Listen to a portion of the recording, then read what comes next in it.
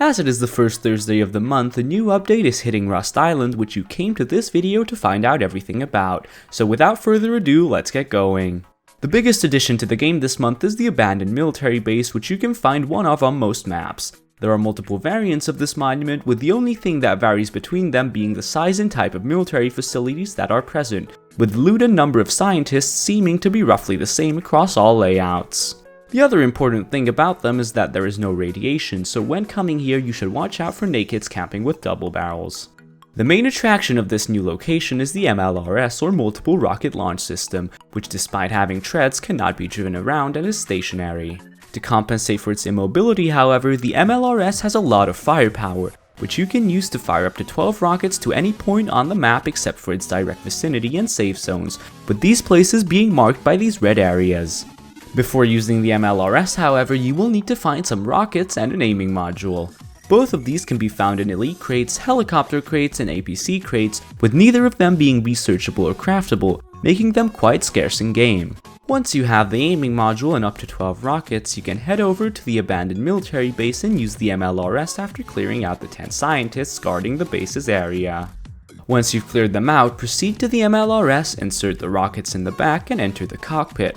Once you're in there, insert the aiming module to your right and use the console in the middle to select the target area, which as mentioned previously can be any place on the map except for the direct vicinity of the base and safe zones.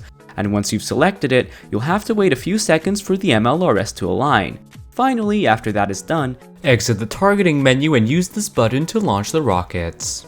After firing, the MLRS will catch fire and become inoperable for 10 minutes, after which you can fire again if you have more rockets and additional aiming modules, which are also consumed when firing. The rockets seem to be quite accurate and can wipe smaller bases off the map altogether, which you can see by looking at what happened to the sample 2x2.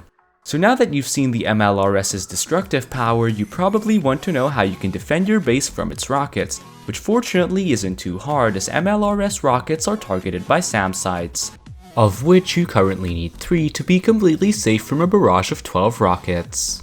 Apart from the MLRS, the abandoned base has a bit of loot in the form of 10 scientists, which drop the same loot as oil rig scientists, a few regulars, sometimes a few military, and a few component crates, which contain a bit of scrap and a few components.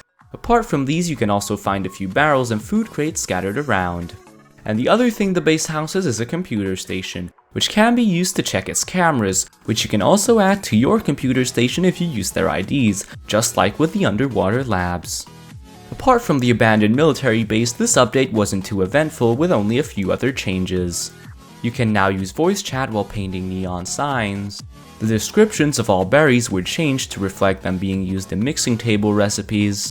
The admin command entity.download sign name was added to download the image on the sign the player is looking at and to save it to the file name provided.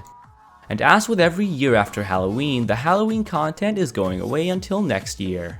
Also, if you're interested, the next Twitch drops are going to take place between November 20th and November the 27th. So that's it from me. I've been Meemish, and I hope this video included everything you wanted to know. If you want to see more videos like this, comment, like, and subscribe to help the channel, or if you want to support the channel financially, you can do so at the Patreon link on screen now, or by becoming a YouTube member. I'd like to thank Bothered Nickel, Arson String, and Raven the Messenger for supporting me, and have a great wipe everyone.